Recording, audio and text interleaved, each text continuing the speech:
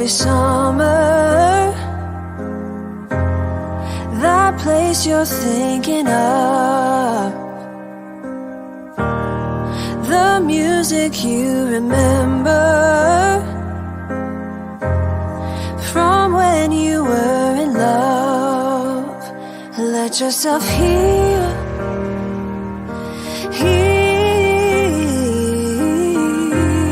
it's easy to feel. Let yourself heal,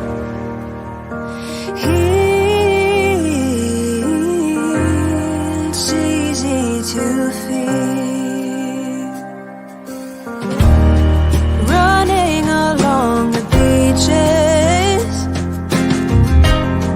that once belonged to you, a trail of broken memories will lead you to the truth.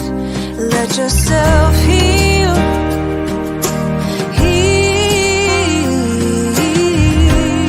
it's easy to feel. Let yourself heal,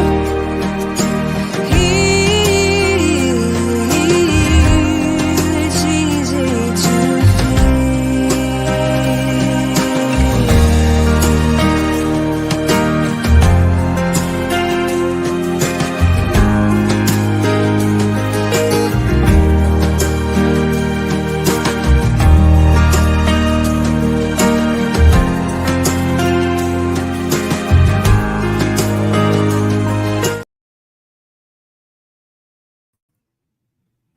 I think everybody here has a card on except for maybe you two, and I'll get you a card before we leave.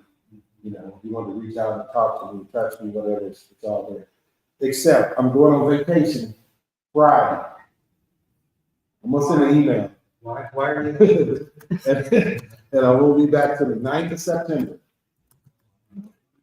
The 23rd through the 9th. I'm looking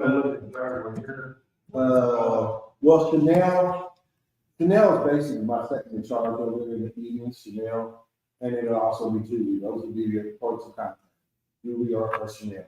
And either way, you're gonna have to call the facility, you know. But yeah, those will be the point of contacts. But we're gonna get this kicked off, starting with my wife Angelina. She does. She's been doing memory care. I've been in memory care 2.5 years, running the memory care unit.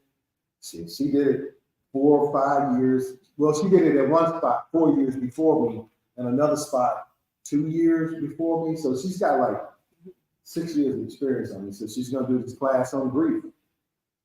Without further ado. Welcome, everyone. Thank you all for coming out. I know everybody's time is valuable. Some new faces, some familiar faces. I know we've had this conversation here at Traditions about grief before that I've done. And so Kevin wanted to talk about it again, just based off of meeting you all's needs and just different discussions or whatnot. So we're going to talk about that for just a little while. I want to invite you all to share, ask questions, and just kind of engage if you like. If you don't, that's fine. I will not call on you. If you've been here before with me, you know the handouts, don't be intimidated. I like to give hands-on information because a lot of times it's overload. So that way you have something to go back with and just kind of reflect. So first of all, let me ask you all a question. When it comes to loss, how many people here have lost things? Your keys, your glasses, your wallets, things like that. We've all lost, misplaced things, right? I'm a corporate of that. I am terrible at misplacing things. My keys, especially. When it's time for us to go, my husband says, it's time to go. And he'll sit down. Because he says to himself, this chick is going to be all over the place. And we'll leave and he'll come back in. I thought you were ready. Well, I forgot this. I misplaced that, you know. So I guarantee you, well, I was going to say, I guarantee you, a lot of times it is not a matter of memory loss or dementia. A lot of times it's a lack of focus.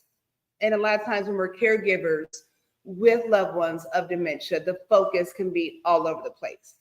So I don't know how you all feel about when you lose things like keys or things that you just had, but I'm frustrated. I'm confused. I'm like, I just had my keys. I just had my phone. What happened? I don't want to tell him I can't find my phone. He's looking like you're crazy chick. You're always doing this, you know? So we don't want to say those things because it is uncomfortable when we lose things. So when it comes to dementia and our loved ones, we have to consider what they've lost, okay, what they're losing, and how that affects us, okay? When we're losing keys and we're losing wallets and we're not focused, it's totally different than losing control over a relationship with our loved ones, our spouses, our grandparents, our parents, siblings. It's very difficult because I know eventually I'm going to find my keys. But I know at the end of the day, our loved ones with dementia are not going to find their way back there. And so that lack of control, that lack of security and comfort is very scary. It's very uncomfortable, all sorts of different emotions. So when we're talking about grief, we first have to look at what loss looks like, what loss feels like. And just, again, the keys, the wallet, just little things, it flares up emotions, right? So with grief, the definition is the response to the loss of something deemed important, particularly someone that we love, bonds that we form, okay?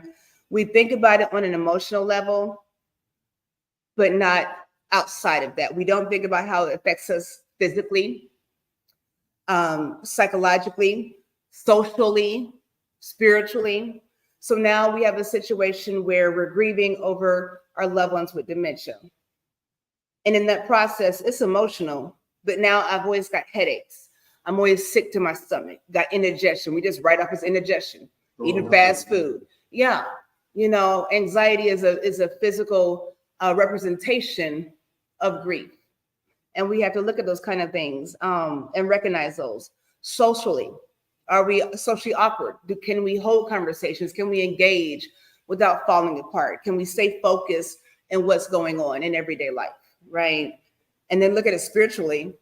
A lot of us go through this guilt and shame kind of aspect where we are trying to bargain and try to balance out things that are beyond our control. Okay. So before we dive in deeper to this conversation, outside of nursing, I do life coaching.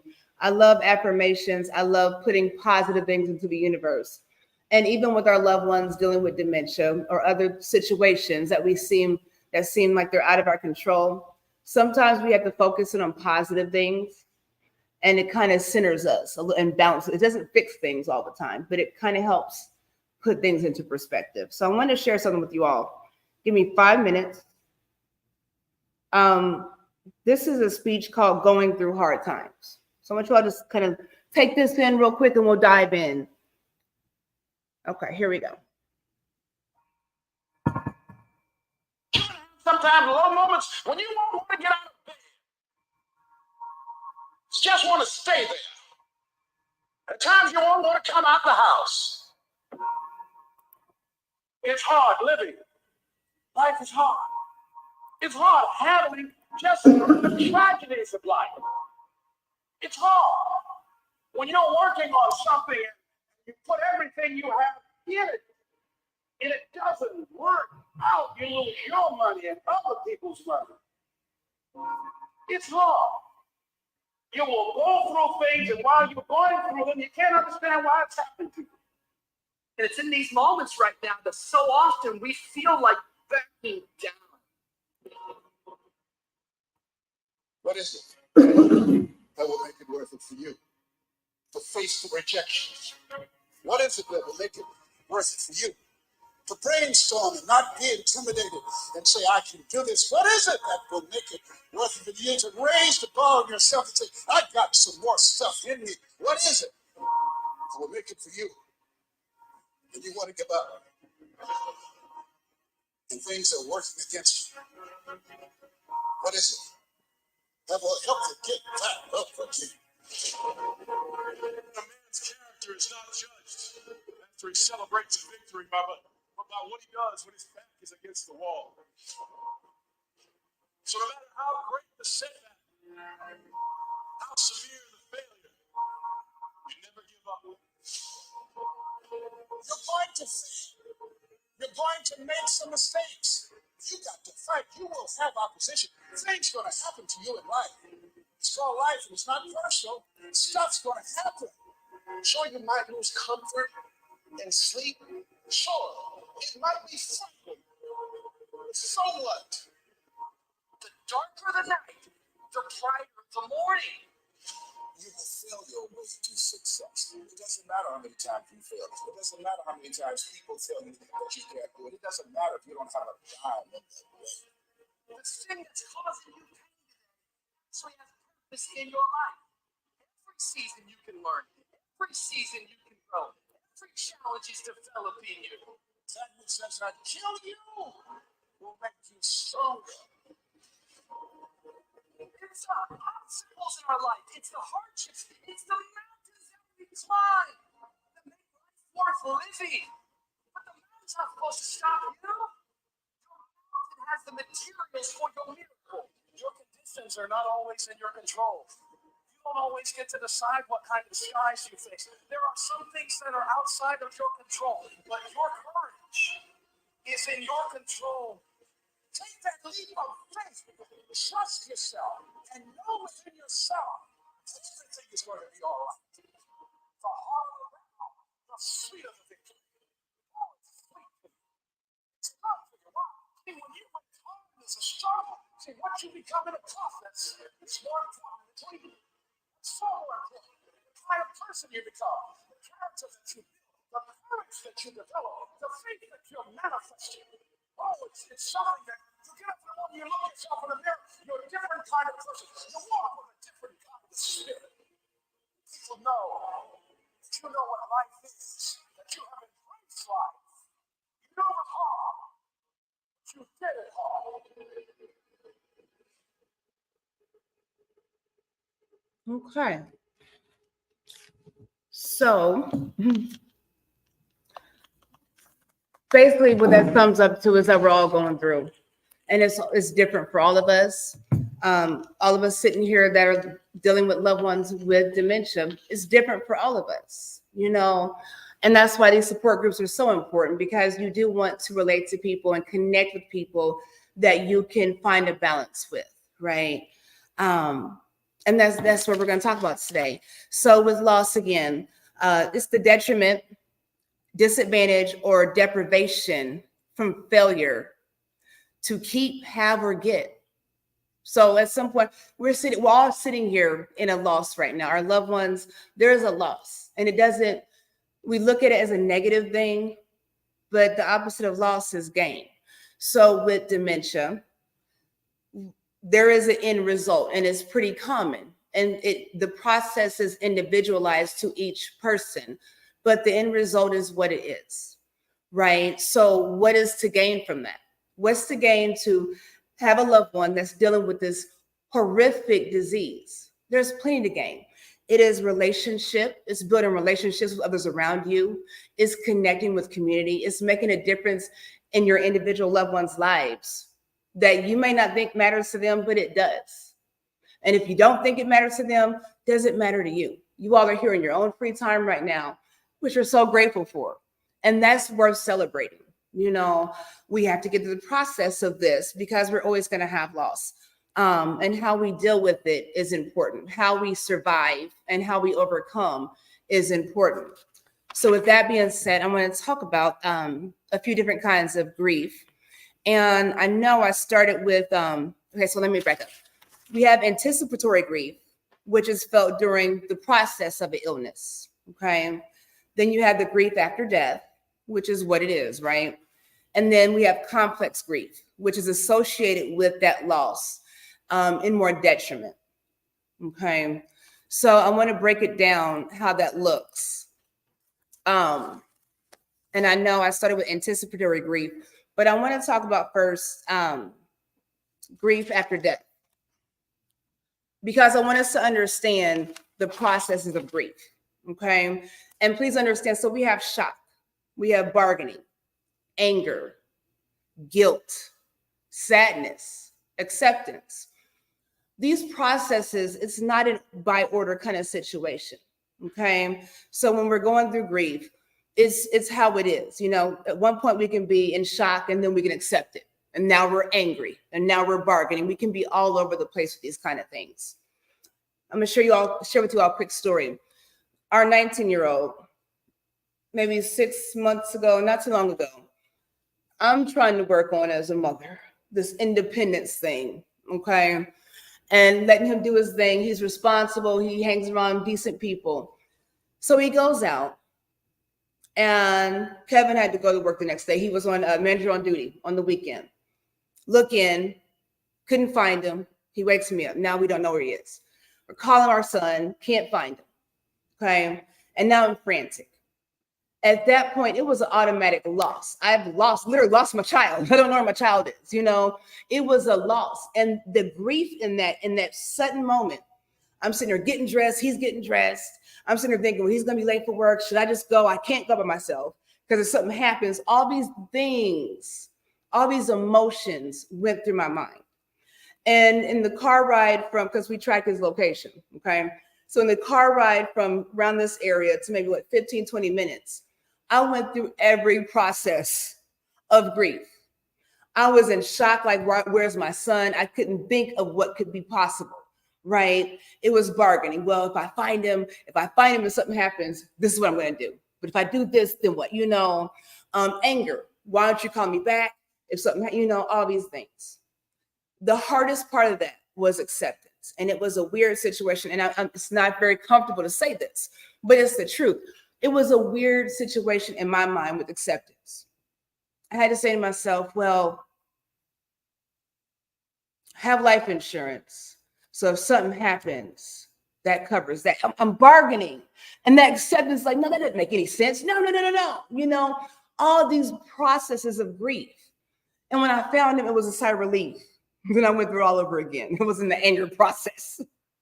He had fallen asleep in his car at a friend's house. So I was very teed off by that point. But all those processes, they were very difficult. And I said it to say, when we look at loss and grief, we don't realize that it affects our lives in different ways throughout our lives, outside of our loved ones with dementia. Okay. So looking at anticipatory grief, this is what I really want to hone in on right now, because a lot of us are dealing with this anticipation. And you know how it is when you walk things out. We have a disagreement with somebody, you say to yourself, well, when I talk to them, I'll say this. When this happens, I'll do that. We're playing things out in our heads, right? So with our loved ones, well, dementia is this, so this is going to happen. We're anticipating, and it's dreadful. It's unfortunate. It's very disturbing. Again, this disease process. So I think a lot of times with anticipatory loss, it's more focused on us.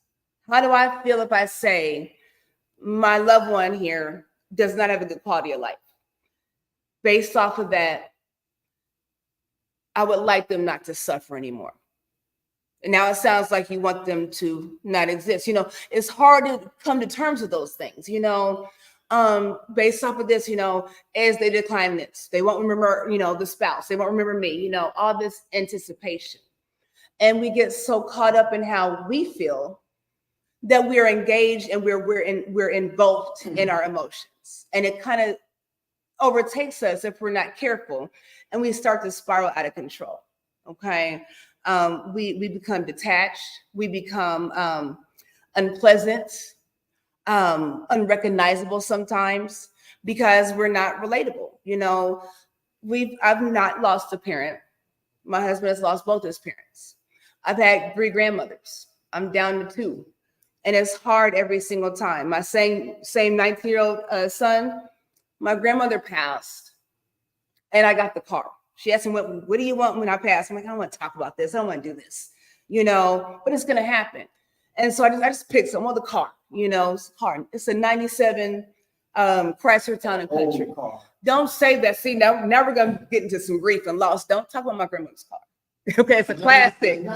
It's a classic, sir. It's a classic. Do you see my grief here? My son will not buy a new car. He loves that car to death. Like he put money into it. It's old. It's a classic. We see this is a grief, this is the process, okay? And so with that being said, again, when I couldn't find my son, when I saw the car, I was like, well, I'm glad the car is okay too. I'll just be honest. He was sitting in the back of the car. So just the way you process things. But with that car, it signifies something bigger. It signifies me going to church when I was younger in that car, in the back of that car, me being picked up, it's different things. And just kind of not wanting to detach from those things. But what happens is when we don't set things into perspective, it can get out of control. So now we're looking at why we're anxious, why we're restless, why we feel hopeless, alone. Well, we feel alone because every time I see the car, I'm crying. Not really, but I'm crying and I'm mad now. And, it's not an old car. Now I'm mad at him. But it is a car, but it's not, So we are when we're unbalanced and we're unhealed from trauma and from loss and grief, it's a ripple effect on the rest of our lives. So we have to think about those kind of things. So when we're looking at that with anticipatory grief, I want to encourage you all a few things. Stay involved and informed. The fact that you all are here right now is important. A lot of people reach out to Kevin. You all reach out to Kevin and he's there. Other team members of Traditions are available. Take advantage of those things, so that what's going on. So you don't have to go through that shock, Take a break as a caregiver whenever you need it. It is okay to take a break and say, I can't, or I just don't want to, it's okay to say that. Find a safe place to communicate your emotions. It doesn't help to keep these things bottled in and feel like we're alone because again, we've all gone through loss, I can lose my keys and I look crazy, but if he leaves his glasses at home, I'm like, well, let me get up here and get these glasses. If it was me, I would just be like, oh, well, So how do we handle things when our backs are against the wall? You have to envision positive moments. Our loved ones are going to have not so good days.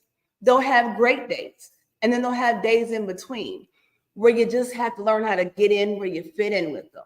And just be in that moment. And that is a gain in a greater loss. That's a huge gain to be able to just reminisce or just be there, and be involved however you can. The biggest thing with anticipatory loss is, and please, if you don't take anything away from this, please think about this. As difficult as it is, we want to be realistic with things. With dementia, three major things. First of all, code status. Okay. We want to live for forever, a lot of us. But we see people in the streets, people all around the world that are dying at a very young age. So to be unrealistic and understand that we have loved ones with dementia and how this is going to go individually. Do we want our loved ones on a full code or a do not resuscitate? I'm not asking you to decide. I'm asking you to have a conversation with whoever needs to make the decision. Okay. And you have to think about that. We want to sustain life, but if you have someone that's in their 80s or 90s and they're a full code and you walk in and they're non-responsive, as nurses, healthcare providers, we have to give CPR. Can that loved one sustain cracked ribs, that discomfort, all those things? If they do, what is the quality of life after that? Are they intubated? Are they, on life support? What does that look like? And so I'm not telling you all how to choose. I'm telling you to choose to have that conversation with whomever you need to have that conversation with. End of life arrangements. I had a loved one, or excuse me, a resident, 91 years old, I believe. She was on a dementia unit that I worked on. And she was well-to-do for the most part. She really was over there because she needed more assistance, more forgetful, but she was pretty much with it. When she passed, great relationship with the family. They were so involved, great communicating. When she passed, there was no funeral home on record. Not only was it not on record, they didn't know where they were going to send her. It was traumatic for me as a nurse, and just handling that situation with care and respect for that passing, and I'm sure it was difficult for them. That was their reality, where she wasn't going to live forever, but she wasn't going to die today.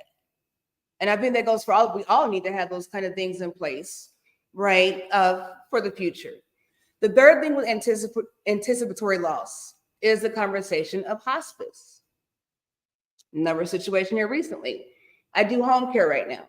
So I went out to do wound care on a patient in her 80s. She's actually in the Hall of Fame. I'm not going to violate HIPAA, but I've met a few prominent people that need help now, and now they're individuals, right? So the family came out. They were trustworthy. They had a discussion, and they were concerned. Her feet were always cold. They were purple. She had wounds, had congestive heart failure. So I had seen her a couple times. The third time I came, the family comes out. They didn't want to talk about hospice at all. Her sister had just died maybe a year ago in hospice. Didn't want to talk about it. So we didn't. They came out and met me. Something's wrong. Give me the symptoms. And I knew when I was listening. I've done hospice for years. When I was listening, I knew. It's a very difficult thing. It's a very uncomfortable thing to tell a loved one where your family member is. But when I walked in, it was crazy because I was waiting on a nurse practitioner and her colleague.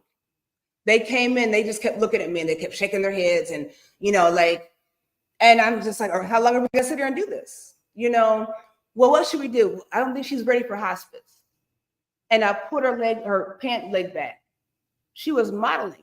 She was changing colors. She was actively dying. It was hard to say that. But if you don't know that this is the time to do something, and hospice swooped right in. They were there the same day. She died 2 days later. If your loved one has end-stage dementia, if your loved one has a condition where congestive heart failure, end-stage anything, it is a perfect time to accept that additional help. It is not a death sentence. It is not giving up. It is inviting in additional support for your loved one and for you. I don't know if you all were involved with Kevin making calls not too long ago, and no shade to anyone because we're all in this together. He was very frustrated having to call you all and follow up because he assumed hospice was doing that. That's what they're supposed to be there to do. Whatever happened, happened. But until we can communicate and address it and make it right, it's what it is. So we want to have these conversations.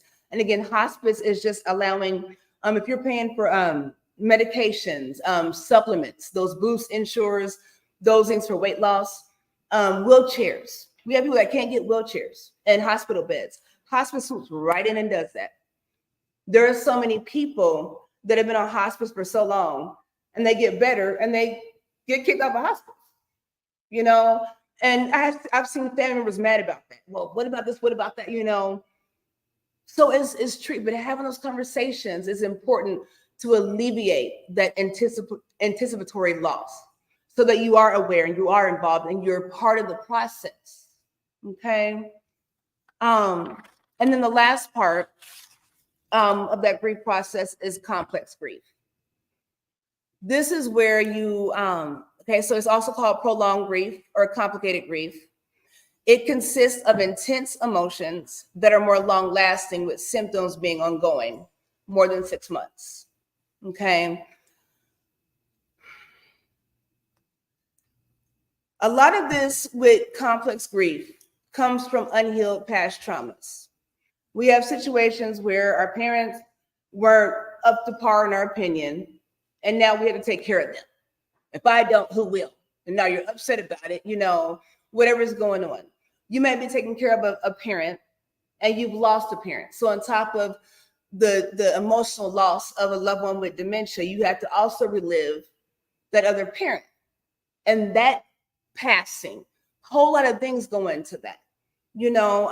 Should have been a better, individual to this loved one. Should have been a better daughter, a better son, a better sibling, whatever it is. It's very difficult to sum that up and feel okay with it. And that's where you come with blame, shame, guilt, embarrassment. I've never heard anyone not say, I wish I could have been there if I was there. I think we all think that. If we make provisions to make sure whatever's going on with our loved ones means that they're okay, I want to give you all that peace of mind. We can't be everywhere. We cannot do everything, but we want to make sure they're set up for the best. That's why I'm glad you all came. It's having conversation. It's holding one another accountable, holding self accountable. You know, I am overwhelming myself. I'm overdoing it. I'm always here with my loved one, but I don't tend to family. I don't tend to self, you know, depression, anxiety, all those kind of different things. And if we're not careful, we will repeat the cycle. A lot of times, and I would love to be invited back to break down the types of dementia and how it plays into your loved ones. But a lot of times, more times than not, dementia is not so much hereditary. When it is, it's because of patterns of behavior where if you're eating the same foods, you're breathing in the same environment, right? You're drinking the same water, chances are you'll get the same things, okay? So if we have a well out here and this well is filled with toxins, chances are everybody that's drinking out of this well, most people are going to get possibly cancer, right? But what happens if you don't drink out of the well? You eat healthy, you make better decisions. You see what I'm saying? We talk about high blood pressure, kidney, all kinds of high blood pressure. What's another one that's deemed hereditary? Diabetes. It's hereditary. It's not nature, it's nurture. If I'm eating fatty foods, and that's what I feed my children, why wouldn't they be overweight or unhealthy like I am? It's about making proper decisions. When we can't get out of the mode where we have to overcome our grief and our loss, it makes us sick in our bodies. Cancer, one of the biggest contributors to cancer is stress. They're just cells in our body that don't identify what's going on in all the chaos in our own bodies. And so with cancer, a lot of times we have these cells and we're fighting against ourselves. And now these cells are looking at this other cell, this little obsolete cell, and it's attacking it. We're attacking our own bodies and it's causing illnesses. Okay. So we have to think about that when we want to address loss and grief and how we want to heal. I know people every year. We've had loved ones that have been passed away 5-10 years, but every year on a certain holiday, a certain birthday, we know you're going to fall apart. Here comes Christmas. So now on Christmas, you don't want to, associate. You don't want to engage. We know you're going to sit in your room and cry and be angry and frustrated. It becomes habitual and repetitive sometimes when we don't heal. Every 4th of July, my grandpa used to do a big, hoop-de-doo every 4th of July. Now he's gone.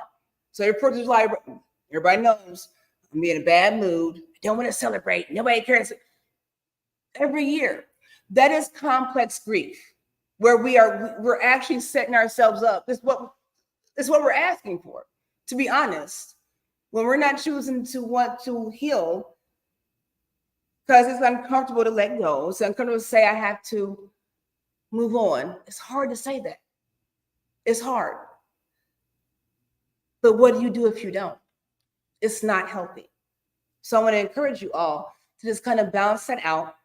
Find what works for you. You all know I love speaking about doing journaling, meditation, speaking life into your situation. My mom's over here with dementia and she's not doing good. She yelled at me, she cursed at me. She's a Christian woman, she can curse. Where'd that come from? It's a loss, but what's the gain? You know what? I can't stay here, but let me talk to Kevin and just make sure, she's okay. Make sure he knows the situation. That's a gain. It's a win. She's okay. She's upset. Kevin understands. Staff understands because that's what they deal with, right? And so, got to balance it out. We have to stop taking on more than we can handle because, again, it's a ripple effect. It's a trickling effect. We only can do what we can do. We only can do what we can do. We have to be able to let people in, be open to having conversation and saying, this is how I feel. My grandma's over here struggling. I really, I'll feel some relief when she passes away. And somebody, oh, that's horrible. But look at what's going on, and that doesn't go for everybody, but when we say our honest truth, we have to respect that. My husband says, hey, get over it. It's just a car. I can't go busting up stuff and throwing stuff and crying. I don't want to talk to him for 2 days over a car. We have to be able to balance those things out and really be realistic. What does life look like beyond this point? So when we take the gain is every moment that we have with our loved one, everything that we've had in the past, everything we have now. It's not the same. It's a loss when you have your parents that don't recognize you. It's very difficult. But where's the gain at? Are they healthy? Are they happy? I have residents, family members, some, especially women, this whole nurture nature thing with the baby dolls. Sometimes it's very offensive to loved ones when they see their parents and grandparents with baby dolls. They're not children. No, they're not children. But I can't go around caressing everybody's faces and talking about baby girl and trying to hold your hand and direct you because you're my child, So give them the doll. If that's what works. What works? Meet them where they're at. And it is hard. It's such a loss with this disease process. But I promise you, traditions, I've been at a few traditions facilities. They are definitely in it for the right reason. And part of that is you all having a voice. Okay. These facilities, healthcare providers, we're only as good as the individuals that are incorporated in the care. Okay. So if we have a bunch of trashy people at traditions, then you'll get trashy care. We have great people here. So you get great care. And we don't always hit it on the head. We don't always meet that mark. It's just because we're trying. We don't know. Kevin has, what do you have? 40 some residents? 42? That should be against the law. And I've talked to the State Board of Health about that. I couldn't imagine, and I'm not comparing our senior loved ones to children. I love our seniors. I don't want to work with children. I don't. Not no daycare. I sure don't. But imagine having 42 children that you had to take care of. No comparison. My point is, it's a lot. So when we come, and we say things like, every time I come, mom didn't have her shoes on. Mom didn't want to wear her shoes. What are we doing here? Let's talk about it. She doesn't want to wear the shoes. I know I've had family members with incontinence. That's a big thing. That's a hard thing with incontinence. We don't want to see our loved ones that have nurtured us, that have poured into us, in a situation, in a state of lack and capability. But it happens. I had a patient, where, mom's always, urinating and we're always washing the clothes. It's all we can do. 5 people, 42 patients, right? It's a lot of patients, not enough people. I like one-on-one care, okay? I do. But we do the best we can, and we just play by the rules when it comes to healthcare. But again, it's a part, you all are a part of how that operates, and you having a voice. And again, just being realistic. Even a difficulty is important, and being able to be receptive to reality and the truth. I had a patient, kept buying jackets. Stop buying these darn jackets. Well, she lost her jacket. He's ticked off and see him getting red in the face. I was like, oh man.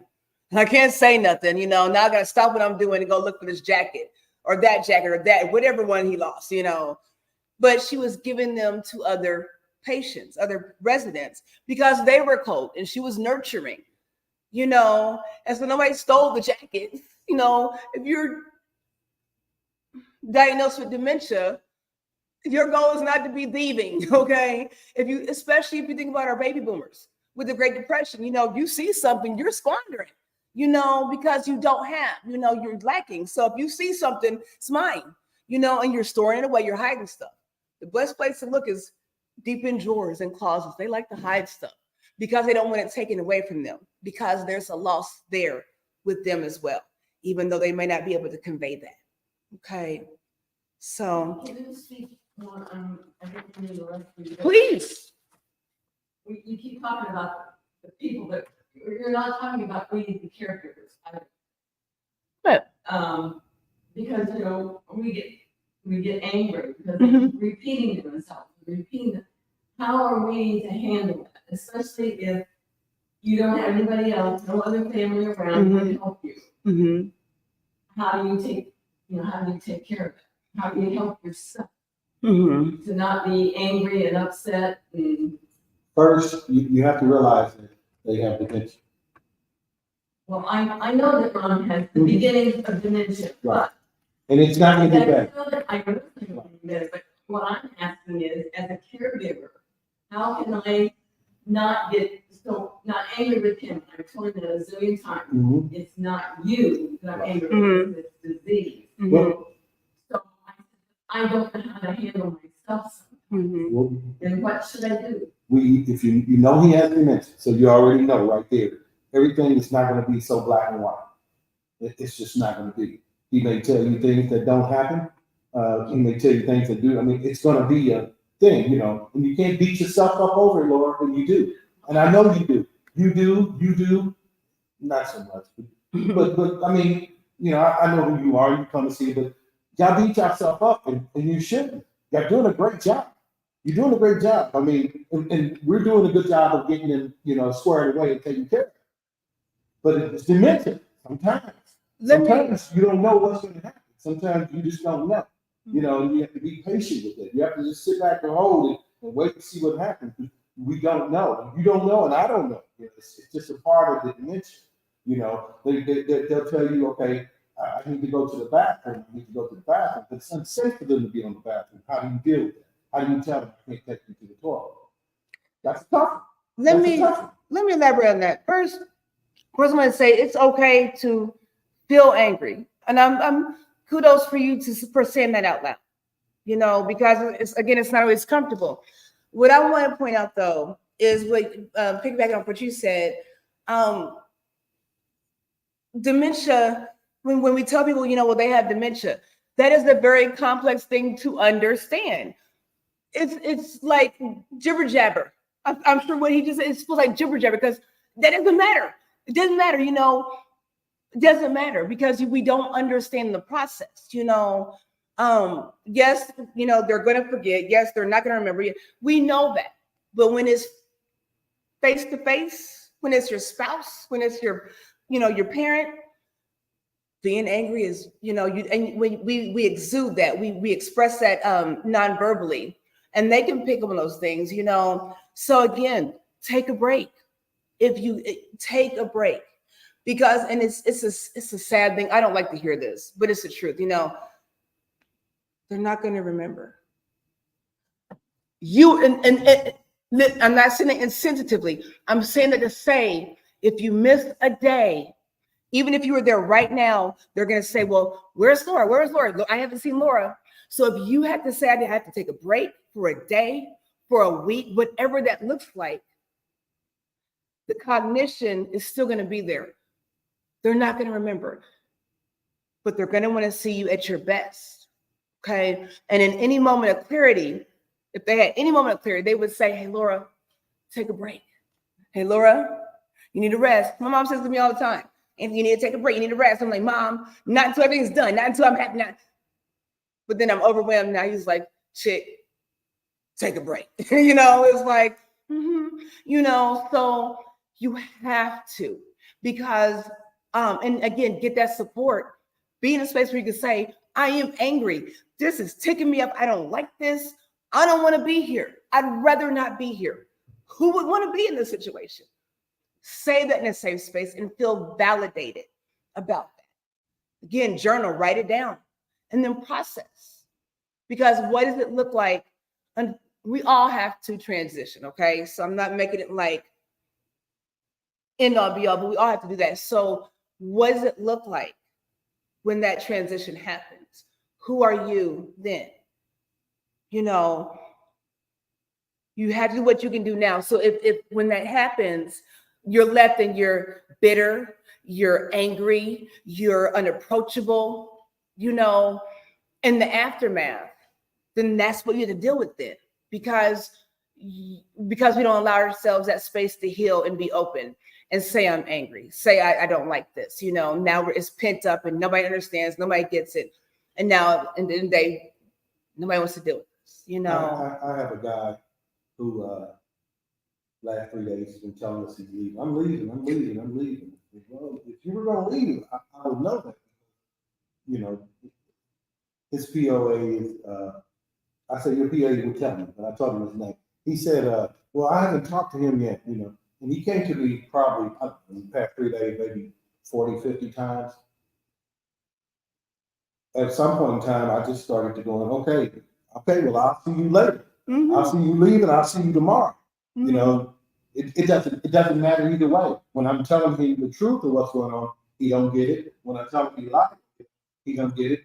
As long as I meet them where they are and just go where they are, that's the best I can do. Because if I'm telling you over and over again, some of them you can tell the truth. You got some people you can say, hey, this is what's going on, and this is when they're in the early stages and they're able to understand. You lose a little bit of memories, and then at some point in time, none of that's going to even matter.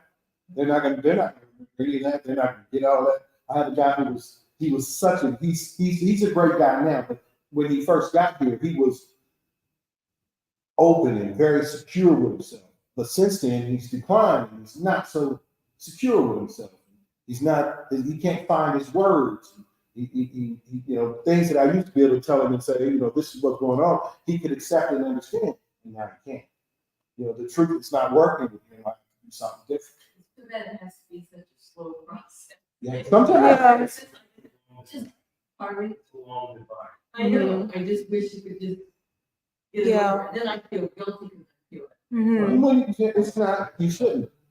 How long has he been? A year. How often do you visit? All the time. Oh. All the time. They should know each other. Mm-hmm. I mean, they should know. Years. Part of the reason they chose this place, besides how wonderful Kevin was and whatever else, it was that it was close to home. I learned I can't do that. What, can't come every day? It's not healthy. It's not good for you. No. Mm-hmm. I know it's not. I mean, what else do you do? Oh, I've got things. I mean, I don't sit at home doing that. But I do, I feel guilty because we intend to travel. We've been married over 60 years. Oh. Plan to travel. But we can't do that. Mm-hmm. So then I feel angry at myself. Mhm. More than anything. Yeah. Because I feel it. Yes. Yes. I have to hear more. Well, I guess I've been through that as well, and you sort of get angry, not like, Right. but like, okay, and then finally I just have to say, hey, she's content, and she's always glad to see me, she knows who I am, Mm-hmm. but sometimes I'm gone for 3 months. We don't live here for 3 months. Mm-hmm. And Mom doesn't know. Doesn't know. You know, she doesn't say, where were you? I'll tell her, you know, Mom, we did Puerto Rico for the last 3 months. Oh, that's wonderful. Mhm. You know, because she and my dad used to travel a lot. So Mm-hmm. and it's really tough to get kind of over that little thing. And I don't know that I completely have. I'm not saying, oh, I got to figure it out. No, I don't. Mm-hmm. Well, I really, you know, he's losing something, but I'm losing something. Yes. Of course. Yes. Of course. So don't get angry with me. I'm never angry with you, Miss Laura. I'm never angry with you. I understand where you come from. I think Yeah. I'm never angry with you. I'm never angry with you. Yeah. But it's tough. It's tough. Especially, I'm there every day and I see the decline. You know, I had to call families the past 3 days, let them know that I had some loved ones. They're on the decline. Their vital signs are fine. There's nothing wrong. There's nothing we can do. It's just they lost some weight. They're not coming out for breakfast. We try to get them up. They give us a hard time. Nothing wrong. Just saying I'm tired. That's a decline. You know, and you have that, and I see it all on my heart. I see it all on my heart. I have a lot of decline. You know, but that's what it is. You know, I try to keep the families informed that, you know, these are declines. This is what's going on. Nothing. They're not going to pass out or nothing like that, but they are declining. And when you start, you know, when they start having falls a lot, and you start getting urinalysis, and once you get that urinalysis, you check it, and the urinalysis is clear, it means it's not something going on. This is the dementia progression. It's the progression, you know. And I have 3 or 4 right now, you know, that are declining in DUAs, and this is where we're at. You know, but as far as grief, yeah, we, you know, everybody does it. They do their best. You know, I have some people that get visitors all the time, and I have some of them that don't get visitors that much. But the ones that don't, they don't care. I mean, they're, you know, they're in their own little world. You know, if I can keep them in their world, then they're fine. You know, some of them don't even remember some of the ones that don't come. You know, you come all the time. You come most of the time. You come all. You have people that come all the time. Okay. But between you and Jocelyn, yeah, they're on. Between you and Jocelyn, they're on. But your mom she does great. You know, she does good. You know, she's happy, smiles. You know, those are yeah. You know, try to get them with social engagement. You get them out there doing activities and get them engaged in that. You know, it's a tough thing. It's a tough thing. It's really tough on your spouse. You know, because you've been living with them all your life, and you remember all the good things. You know, and not necessarily that these are bad, but there is going to be a decline. You know, there's going to be a decline. I always thought grief was death, but the way you're explaining it, it's not. Yeah. No. Yeah. I had one resident. She's really young too. She walks and talks, but she has dementia. And her daughter comes and picks her up all the time. She said, "I feel so bad about leaving her." And then when I leave her, she said, "You just left me here." I was like, you know, but you're doing what's best for her. She don't know that. She don't know that. You know, as long as you know what you're doing is best for your loved one, then that's where you have to be. Because they're not going to, once you leave, they might be mad at you, but 15 minutes later, they're not going to remember they're mad at you. When they see you again, guess what? They're going to be happy. They're going to be happy to see you. And Yeah, remember they formed a community up here, you know, amongst one another, you know, with other residents. They're a community, you know, they rely on one another. However they communicate. I've seen people, and I won't say it's cute, like, you know, to minimize it, but, you know, I can be talking and say, "Hey, Kevin, you know, you want to go get some ice cream with me?" And he'll be like, "Yeah, I saw the basketball game." "Yeah, me too." You know, and just like, "What the heck are y'all talking about?" But it's working, and then they go on their way, and they're, you know, it works for them, you know. So I would say be comfortable. It seems like you all are familiar with one another. You know, be okay with somebody else having eyes on your loved ones. You know, I've had people come, you know, "Well, you know, Miss So-and-so said that, you know, something happened with mom and I wasn't here, but she called and told me." I'm like, "Well, when did y'all start talking?" But yeah, that's what happened, you know. So, you know, family members engaging, you know, especially if you're not here all the time, you know, somebody else is here. You know, I've had situations where, and I know regulations, but I've had patients, residents where they can't feed themselves and we don't have enough hands. And so, you know, Kevin might come as a family member and feed one of my residents, you know, and it's like, "Well, you can't do that." Well, I can't either, you know. So, you know, it's hard to say that, but, you know, we want to trust who we have overseeing the care of our loved ones. So definitely have a voice, and don't ever feel like what you're saying and what you're expressing is not allowed. If you come over and say, you know, "I just go on my loved one, this is the problem for me," you know, whatever it is. You know, if you want to tell Kevin you got an issue with staffing, well, that's not, I mean, you just, that's not, I mean, my point is that's not his, I mean, that's not his, it's above his pay grade, but you can say those things. You know what I'm saying? I don't think mom is good, but say those things so that those things can be addressed. I had a resident, two residents, they can't remember each other's name, but they always keep it hooked up. You know, I'm gonna say their name, Miss Elizabeth and Miss Jane. They for some reason they always end up together after lunch, and then Miss Elizabeth likes to go to her room. She goes to her room and she goes to bed after lunch, and she spends the rest of the afternoon looking for her. You know, and then their conversations are not. I don't know what their conversations are, but this happens every day. This happens every day after lunch. You know, and she'll tell her, she said, well, I'm gonna go to my room and take a nap. She said, well, can I go with you? And she'll be rolling around looking for her room to try to get in there. And they just hit it off. They just hit it off. Yeah. Both of them have dementia. I don't think they don't know each other's name. They don't even know that they're friends, but they hit it off every day. Every day they hit it off. So, you know, it's something. It's something. It is something. It's horrible. Yeah. Well, anybody got any questions, comments, anything? Any questions they want to ask?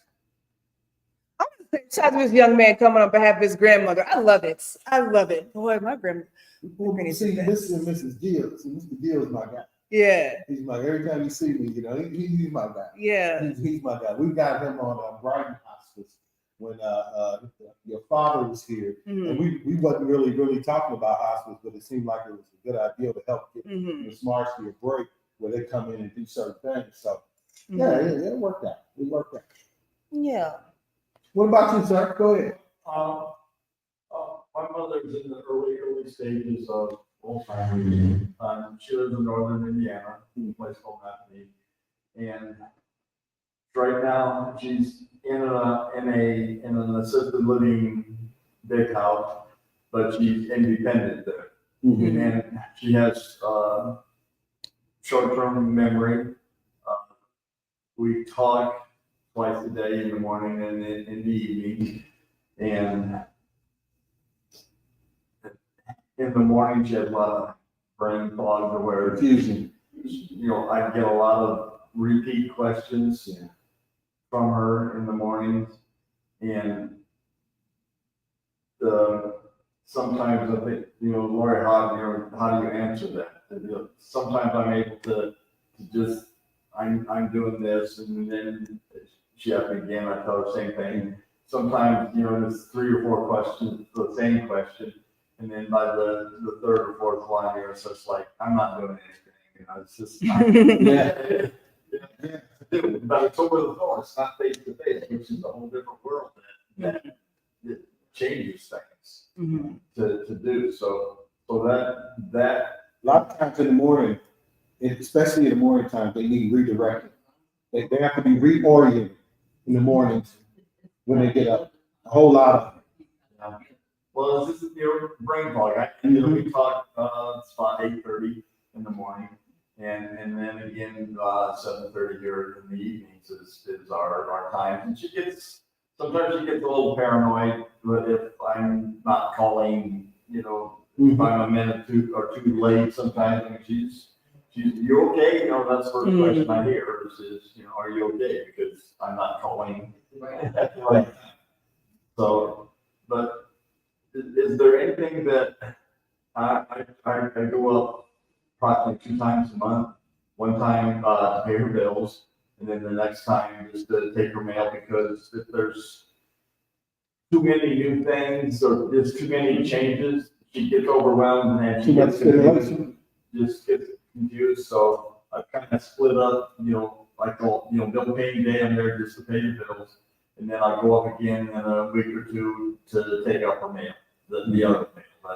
Doesn't require, you know, doesn't have a deadline on it. It's just mail to let her look at and to do. But I've got her mail all forwarded to me here in Indianapolis.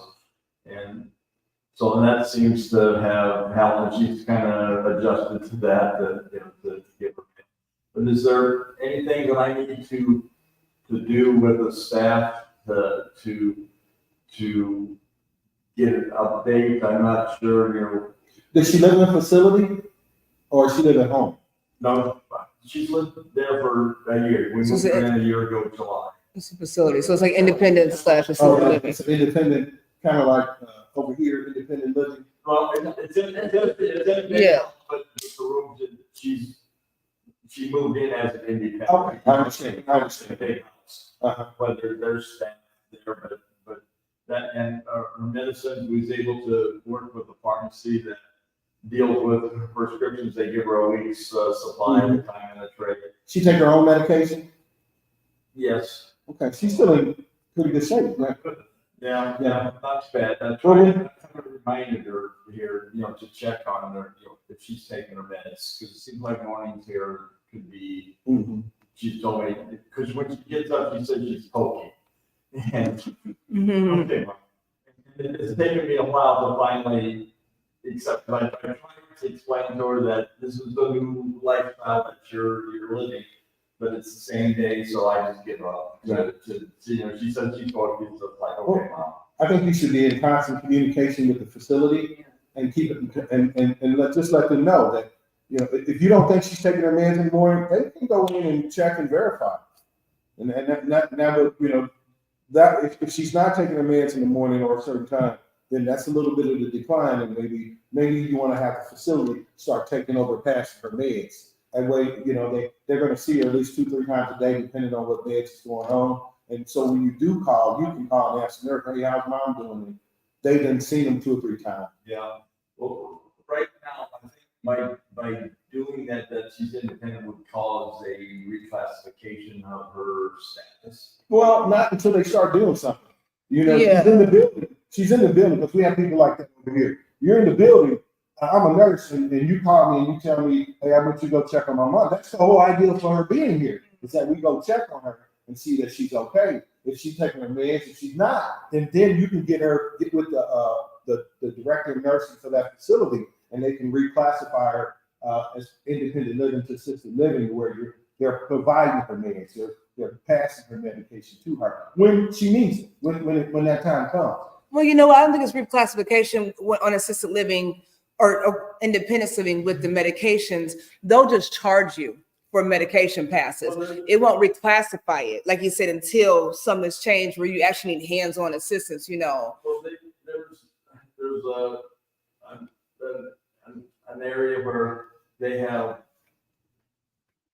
I don't know if it's a classification or not, but there's 300 minutes of staff time that you can kind of work with. Okay. So I'm not real sure as to how that gets used, Mhm. for mother to see. But I can do maybe that or 8:30 call to ask her if she's taking her meds yet, and if she hasn't, then to call back later and check to make sure that she has. But she does, like I said, they're dispensed in a weekly pill box Right. that has, and that's all out of her hands. Is provided by the pharmacy. How much do you communicate with the director of nursing there? None. Maybe you should reach out and at least say something to the director of nursing, because then they can be aware, okay, well, we need to, that's every now and so we can go check and make sure that she's taking her med. They don't have to do it every day, but they'll check, a couple of times a week. Can you keep an eye on this mom? Because if she's not, then I want you all to take it over, and you can find out for real what's going on. Okay. Yeah, the director of nursing should be your key contact there, or the wellness director, whatever they call her. Okay. And you can always just a care plan meeting anytime you want to throughout the year. You can say, I want to have a care plan meeting in regards to my mother, and find out exactly what they're doing, what you need them to do, and just kind of come to an understanding. So everybody's on the same page. And when you do that, a lot of times the appropriate disciplines will be there. So if you need a director of nursing, the memory care, manager, whoever it is, the nurses, whoever needs to be there for that plan of care, you can always request that. Yeah. I mean, because I don't know how much monitoring of her is done by the staff. Probably not much. If she's independent and she passes her own meds, Yeah. for us, that means you don't want to be bothered until you tell me you need it. That's what they're telling you. You don't want us to bother you until you call me, you press your button and say, I need help. Other than that, most of the time they don't bother because you're independent and you want to be left alone. And so if you want somebody to check on her, then that's the good idea. Talk to the director of nursing. I think that would be a great idea. Talk to the director of nursing and say, I believe mom's passing mid, but could you check? And it's not a hard check. All you gotta do is go to the room and go through a pill bottle. If it's right, it's right. Yeah. So it's not hard. And I'm sure they'll be willing to work. Just don't be afraid to talk to them. Don't be afraid to ask them. You can call them whenever you want. Hey, how's my mom doing? Can you check on my mom? Yeah, you should be doing it. Because I've asked, other times to things seem a little screwy yeah, I have, I'm not sure about something. To have her look at it. But I just, kind of talk about this. I'm maybe need to get it off. I don't really have a real good relationship with my mother. So it's like, at home, pretty much, after high school, went to the trade school, was away from home, went in the military, and then got married, and then, so I'm not familiar with my mom's routine and this, and then all of a sudden I'm now the only surviving family that she had, or one family, that, dad's died, brother and sister that are both passed, so it's just dumped on me just because of default. I'm the only one left. Yeah. So I'm forced to. I say get a don't lunch and then not being over my head most of the time. get the facility involved. You when you go down there, you should schedule a meeting with the director of nursing just to talk to them, tell them exactly what you're telling us. That way you can voice your concerns and they can figure out, well, okay, we'll start checking them once a week, 1, 2, 3 times a week. And it shouldn't, I don't think that should cost you nothing, until we need their help. It shouldn't cost you nothing. Thank you both very much. This is great coaching because none of us have done this Mm-hmm. Yeah, okay, yeah. Yeah. Yeah. Well, it's like on the job training. Yes. Yeah. It is. The amount of guidance. Yeah. Thank you. Before you go, if you look in the back there, I did put so long. I know people don't like typing stuff into the internet to the browser, but if you scan the QR code on back, my website for my Clearest Conscience coaching is on there. If you all need anything, you all can always contact me via email. My phone number's on there too. Every Saturday I do along with Peak Home Care Associates, we do a broadcast every Saturday morning at 10 a.m. talking about senior care. So I will put it on the website so you all can have access to that every Saturday. You can watch the replays and get some information. But if you all need anything, feel free to email me. And I appreciate you all coming out. Thank you so much. Be safe. Thank you. Thank you. Does anybody else have any questions or comments or thoughts? Good.